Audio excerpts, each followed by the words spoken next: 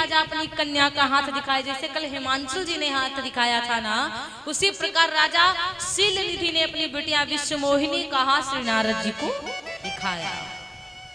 लेकिन नारद जी से कहा, शीलनिधि राजा ने नारद जी से कहा कि हमारे कन्या के गुण और दोष कहिए, पहले कहिए गुण और बाद में कहिए दोष। आन दिखाई नारद ही भूपति राजकुमारी, और कहु नाथ गुण दोष सब यही के हृदय विचार। क्या कहा? कहु नाथ गुण दोष सब। पहले गुण देखिए फिर दोष देखिए। अब नारद जी ने कहा ठीक है भाई, आप कहते हैं तो बिल्कुल देखूंगा। और कन्या का हाथ, राजा जी ने अपनी बिटिया का हाथ नारद जी के समक्ष किया, और जैसे नारद जी ने हाथ को देखा तो गुण कहा, पहला गुण लक्षणता सुबिलो की भुलाने। क्या? कन्या के लक्षणों को देखकर अपने आप को नारद जी भुलाए गए, और दूसरी बात अपनी बुद्धियों खाए गए नारद जी। नारद जी भूल गए उसके लक्षण। लक्षण तास, उसको देख, बिलो की माने देखना, बिलो की भुलाने, और हृदय हरस नहीं प्रगट बखाने। हृदय में इतनी प्रसन्नता नारद जी के हुई कि महाराज कह नहीं सकते राजा से कि हम कितना खुश हो गए। कन्या के हाथ में लिखा हुआ था कि जो इससे विवाह करेगा वो पहले से ही अमर होगा। और नारद जी उल्टा जाने गए, उल्टा समझ बैठे। नारद जी ने कहा, अरे जो यही पर अमर सोई होई, यही पर अमर सोई होई, जो यही पर अमर सोई होई, जो यही पर अमर सोई होई, जो यही पर अमर सोई होई, समर भूमि नहीं जीते कोई, समर भूमि ते जीत न कोई, समर भूमि ते जीत न कोई।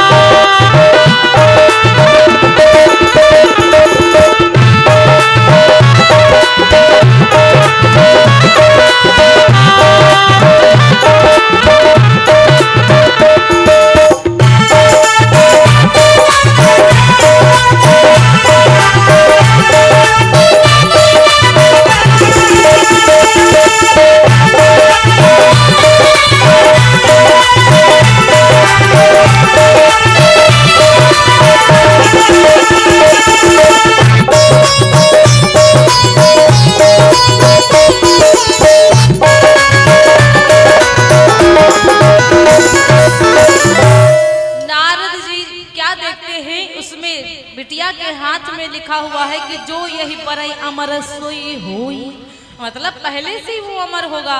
और नारद जी को लगा सबसे बढ़िया हम ही इससे विवाह कर लेंगे और हम ही नहीं अमर हो जाइए।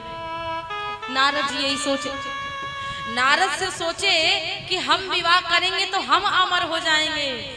नारद जी की बुद्धि पलट गई, नारद जी उल्टा पड़ गए। आज ज्ञानी नारद माया के आगे अपने ज्ञान भुला गए, भूल गए अपना ज्ञान महाराज। अब नारद जी सोच रहे हैं कि करूं जाई सोई जतन बिचारी, क्या जतन करूं जेहि प्रकार मोहि बरई कुमारी, कोई ऐसा जतन करूं कि ये लड़की हमसे विवाह कर ले। अब नारद जी यही सोच रहे हैं। पहली बात तो रूप हमारा अच्छा नहीं, अब हम बाबा, और बाबा के बड़ी भारी झुटैया चोटी। कन्या इतनी सुंदर है महाराज, चोटी रखना बहुत सुंदर बात है, लेकिन बाबा जी की कुछ ज्यादा ही लंबी चोटी थी। बाबा जी अपने मन में ये भाव ला रहे हैं महाराज। अब विचार कर रहे हैं कि पहली बात तो हम बाबा, दूसरी बात पूरे बाल तो है नहीं, थोड़ी सी चोटी लटक रही है, सुंदर है नहीं, तो क्या करें हम। नारद जी विचार करें, हरिसन मांगो सुंदरता, जाकर भगवान से मांग लेता हूँ अपनी सुंदरता। और यही जात गहरवती भाई, सबसे बढ़िया यही है कि भगवान के पास जाऊं और भगवान से सुंदरता मांग लूंगा और ये लड़की हमसे विवाह कर लेगी। नारद जी पीछे उल्टे पांव भागे नारायण जी के पास, नारायण नारायण नारायण। नारद जी ने कहा भाई क्या बात हो गई, अभी तो गए थे और इतनी जल्दी वापस आ गए। नारद जी ने कहा प्रभु आपसे कुछ मांगने के लिए आया हूँ। भगवान ने कहा क्या? बोले प्रभु अरे आपन रूप दे हो प्रभु मोहि, आपन रूप दे प्रभु मोहि, आपन रूप दे प्रभु मोहि,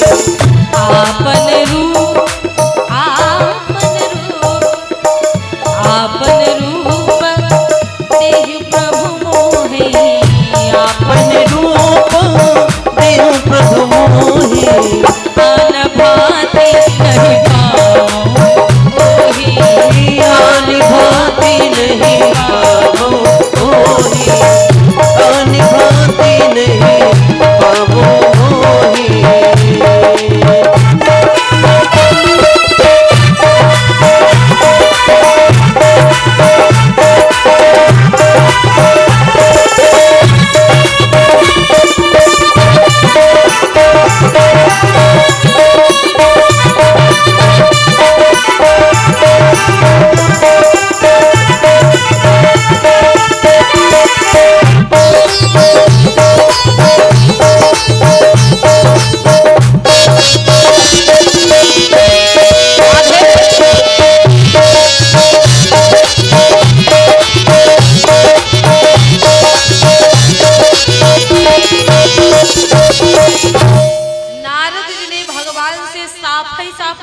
प्रभु अरे आपन रूप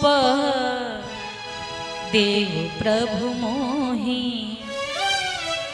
और आन भांति प्रभु आन भांति नहीं पावो ही। ए प्रभु जी आप अपना रूप हमें दे दीजिए। भगवान ने कहा मेरा रूप? आप क्या कम अच्छे लग रहे हो क्या? नारद जी ने कहा प्रभु आप अपना रूप हमको दे दीजिए। भगवान ने कहा तथास्तु, हम तो दीनदयाल ही हैं भाई, आप मांगने आए हम दे दिए। चलते चलते नारद जी ने कहा प्रभु जेहि विधि नाथ होई हित मोरा, औ करहु सुबेगी दास मैं तोरा। चलते चलते नारद जी ने यह भी कहा प्रभु जिस प्रकार से हमारा कल्याण होगा वही करना। चलते चलते नारद जी ने ये बात जब कही कि जिस प्रकार मेरा कल्याण होगा वही करना, भगवान ने कहा अच्छा। कहने लगे प्रभु जिस प्रकार मोरा हित होगा। भगवान बोले अच्छा ये बात है तो जाओ हित नहीं तुम्हारा हम परम हित कर दे। भगवान ने कहा हित नहीं करेंगे तुम्हारा, परम हित कर दूंगा। जही विधि हुई है परम हित नारद सुनहु तुम्हार, सोई हम करब न आन कछु बचन नम्रसा। हमारी बात झूठी नहीं होगी, हम हित नहीं तुम्हारा परम हित कर देंगे। और नारद गवने तुरत तहारी सिराई, जहां स्वयंवर भूमि बनाई। नारद जी बड़ी बड़ी जल्दी गए, जहां पर स्वयंवर रचा था वहीं पहुंच गए। भगवान ने अपना रूप देने के बजाय नारद जी को बंदरवा बना दिया। नारद जी को बंदर का रूप दे दिया। महाराज ओ मैया जी इनको जगह देखो सो रही हैं। जब कुछ कथा बढ़िया सुनाते हैं तो मैया लोग ऐसे लौंग बनाती हैं। लौंग बनाओगी कहीं ये 5 किलो की खोपड़ी बच्ची के ऊपर गिर गई तो तब तो गड़बड़ हो जाएगी ना। हम जैसे कथा कहते कहते हमको आनंद आ जाता है। कभी कभी कथा कहने वाला जितने आनंद में कहे ना उतना सुनने वाले भी सुने तो बढ़िया लगता है। लेकिन क्या बताएं, एक बात तो है आप लोगों की प्रशंसा तो करने वाला है महाराज। अगर हमारी मैया लोग कथा सुनने ना आए तो भैया लोग पक्का ना कटवा देंगे। क्योंकि कहीं भी जाते हैं और चाहे किसी की भी कथा हो, सबसे ज्यादा माताओं की संख्या ज्यादा रहती है और पुरुषों की संख्या बहुत कम। बेचारे कामकाजी हैं, दिनों में दुकान खोलते रतियों में दुकान चलाते हैं, क्यों? और जो नहीं चलाते होंगे कोई बात नहीं, लेकिन कम से कम अरे इतना सब कुछ मेहनत करके इतना सब व्यवस्था करवाएं, अरे कम से कम थोड़ा समय तो निकालना ही ना चाहिए कथा सुनने के लिए। खैर मैया सो ना, आप लोग फिर अच्छी बात थोड़ी ना होती है। बोले व्यास भगवान की। मैया आप सब लोग जयकारा लगाओ, जोर से जयकारा लगाओ। आप लोग भी पीछे मत हटा करो, आप लोग अपनी लोगन की नाक कटा लेते। इनते आप लोग ऊंचे हैं भाई, तो मतलब इनते थोड़ा सा हेल्दी ज्यादा रहते हैं और हेल्दी कम रहते हैं। माताएं ज्यादा मोटी हो जाती हैं, लेकिन ताकत ज्यादा रहती है भैया दादा लोगों में, इसलिए इनकी आवाज जोर से लगेगी ना। ये पहले जयकारा लगाएंगे, फिर मैया लोग लगाएंगे। आप लोग पहले लगाओ जरा, हम देखते हैं दादा लोगों की पावर है कि नहीं है। बोले व्यास भगवान की। कुछ दादा लोग उधर बैठे हैं, चलो कोई बात नहीं है, लेकिन इनकी आवाज है तो बहुत तेज, जयकारा बड़ी तेज लगाए हैं। अब देखते हैं इनके आगे जाओगी या पीछे रह जाओगी। अब आप लोगों को लगाना है, ठीक है, माताओं को लगाना है जयकारा। बोले व्यास भगवान की। दादा लोग तो हार ही गए।